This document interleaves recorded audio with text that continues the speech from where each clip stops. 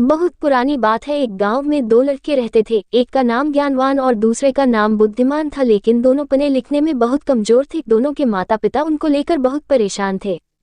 उन्होंने ज्ञानवान और बुद्धिमान को अच्छी शिक्षा देने के लिए बनारस भेज दिया। ज्ञानवान और बुद्धिमान ने बनारस में कुछ वर्ष रहकर अध्ययन किया। अब दोनों ही अच्छी शिक्षा ग्रहण कर विद्वान हो चुके थे। विद्वान होने के साथ ही उनमें इस बात का घमंड भी आ गया था कि वे बहुत विद्वान हैं। हर जगह दोनों ही अपने को अधिक श्रेष्ठ और दूसरे को नीचा दिखलाने का प्रयत्न करते थे। दोनों को कई बार उनके शिक्षकों ने इस बारे में समझाया, किंतु दोनों अपने को ही श्रेष्ठ समझते थे। शिक्षा खत्म होने के बाद दोनों को बनारस से अपने गांव वापस लौटना था। रास्ता बहुत लंबा था। चलते चलते उन्हें रात हो गई और उन्होंने एक गांव में अपना डेरा डाला।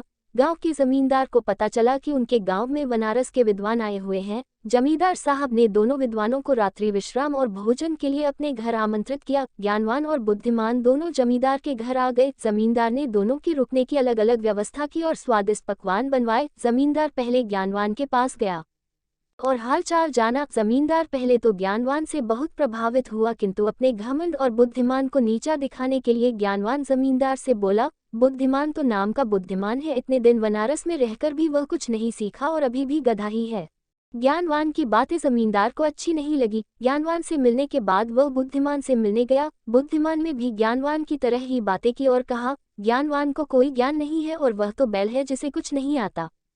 जमींदार दोनों से बहुत निराश हुआ और कुछ देर पश्चात उसने ज्ञानवान और बुद्धिमान को भोजन के लिए बुलाया। दोनों भोजन के लिए आए और जब दोनों को थालियां परोसी गईं तो थाली में घास और भूसा था। थालियां देखकर दोनों जमींदार पर बहुत क्रोधित होते हुए बोले, आपने यहाँ हमें बेइज्जत करने के लिए बुलाया है? क्या हम कोई जानवर है जो आप हमें भूसा और घास खिला रहे हैं? जमींदार हाथ जोड़कर बोला, मान्यवर, आप विद्वान हैं और मेरे मेहमान हैं। मेरा उद्देश्य आपके बेइज्जती करना नहीं है। आप दोनों ही विद्वान होकर एक दूसरे को बैल और गधा बोल रहे थे, इसीलिए बैल और गधे का जो भोजन पसंद है मैंने आपको भी वही भोजन परोस दिया। जमींदार की बात सुनकर ज्ञानवान और बुद्धिमान को अपनी गलती का एहसास हुआ और दोनों ने एक दूसरे से क्षमा मांगी और जमींदार को धन्यवाद दिया।